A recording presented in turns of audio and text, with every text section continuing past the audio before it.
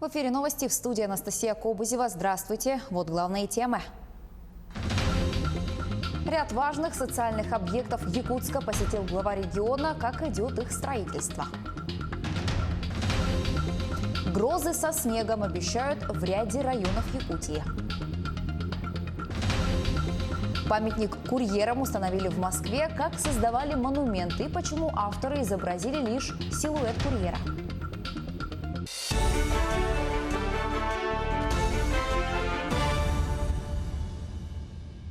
«57 новых случаев COVID-19 выявили в Якутии за минувшие сутки. 49 заболевших в Якутске, 2 в Хангаласском районе, по 1 в Намском, Нюрингринском, Сунтарском, Татинском, Тампонском и Чурапчинском районах.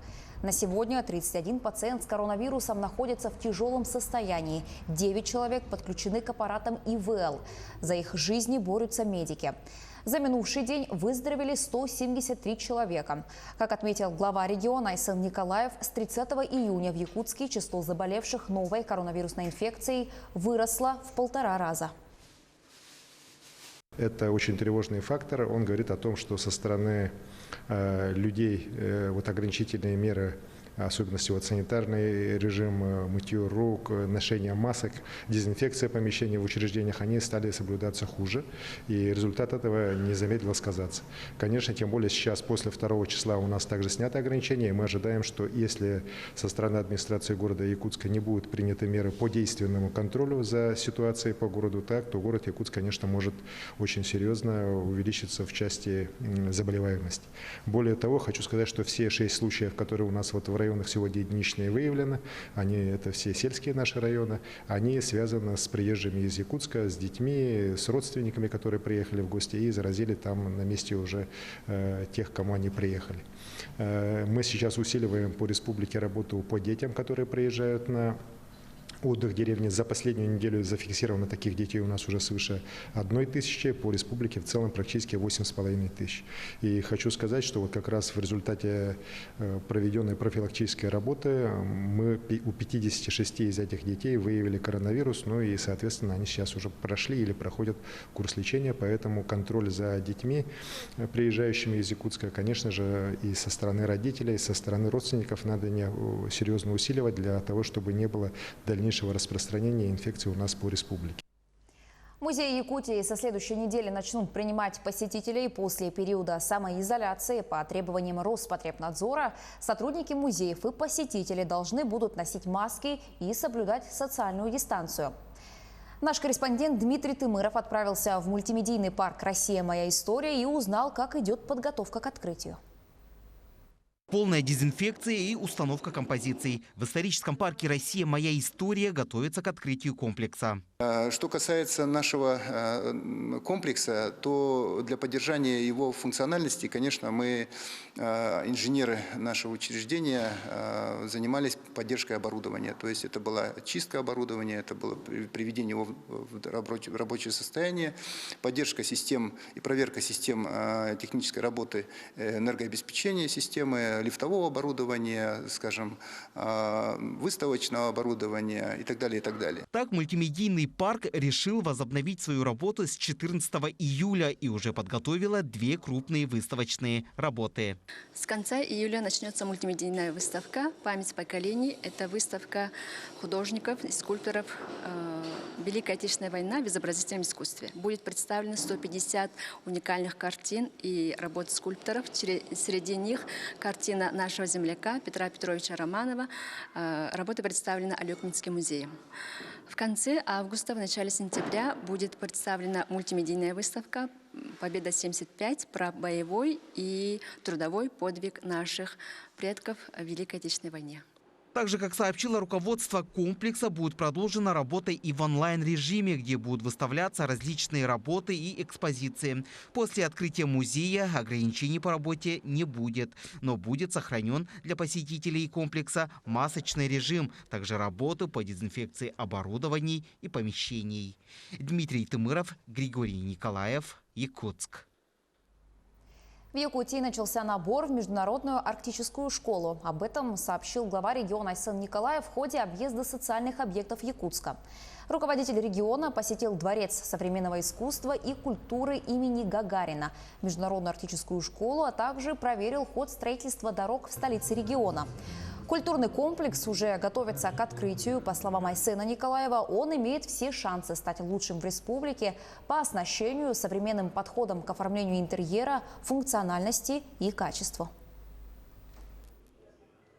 И, конечно же, я уверен, что его ввод, а мы надеемся, что он будет введен уже, начнет работать к концу июля месяца, он, конечно же, будет способствовать развитию культурной жизни города Якутска.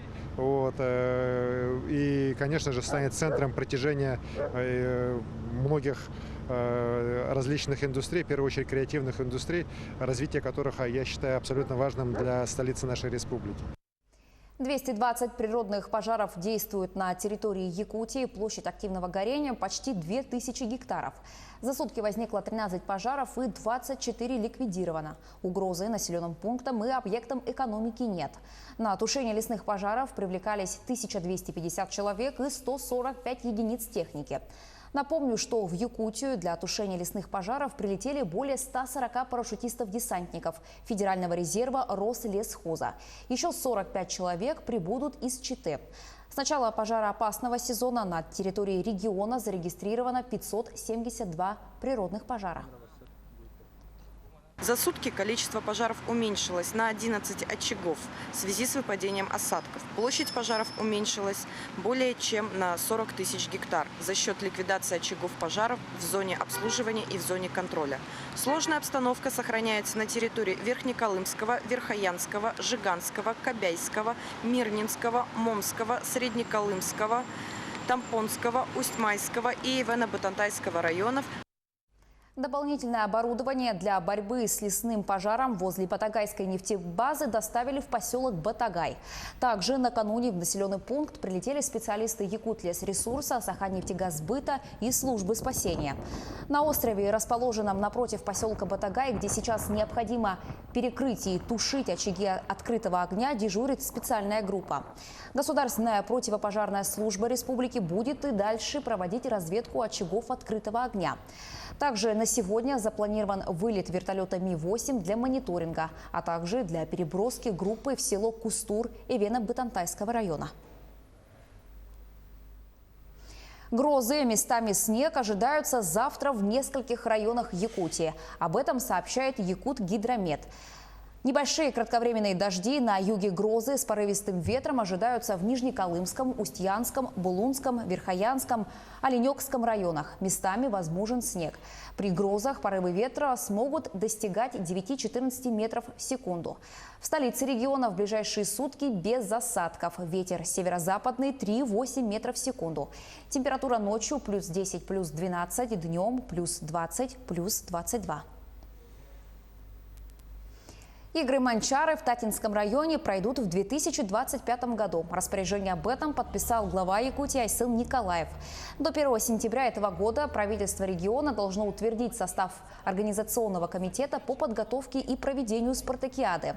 Соревнования традиционно проводятся в целях популяризации и развития национальных видов спорта, внедрения здорового образа жизни среди якутян. Мы завоевали это право с 6-й попытки. Поэтому мы искренне благодарны членам коллегии.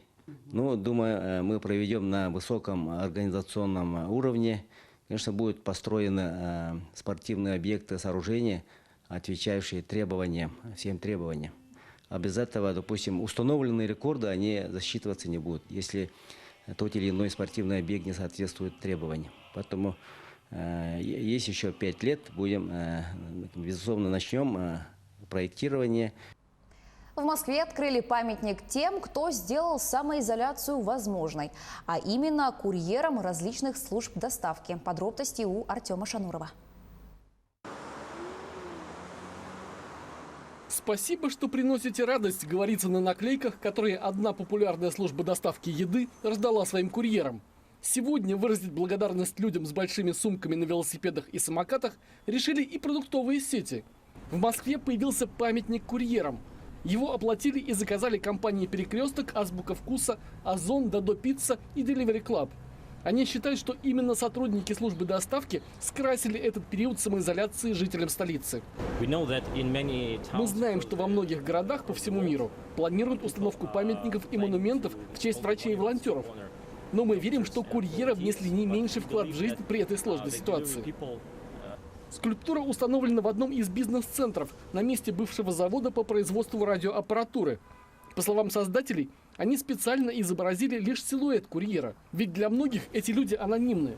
А в период самоизоляции они зачастую и вовсе просто оставляли заказ под дверью и уходили. Их лиц клиенты даже не видели.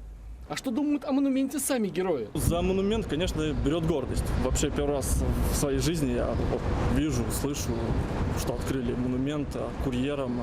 Как бы это реально довольно-таки круто. То есть я еще такого нигде не видел. И вот во время пандемии, конечно, курьерская работа была одной из востребованных на стране. Здорово вообще. Ну, работаю я 2 года уже примерно, где-то, да, 2 года. Ну, помогаю, конечно, голодные люди не остаются. Возведением памятника дело не ограничится. Еще в марте компания Яндекс заявила о том, что собирается создать фонд для финансовой поддержки водителей и курьеров, которые заболели коронавирусом или оказались на карантине из-за контактов с зараженными. К этой минуте у меня пока вся информация. Еще больше новостей на наших официальных сайтах як24.ру и nvk-online.ru. Не переключайтесь.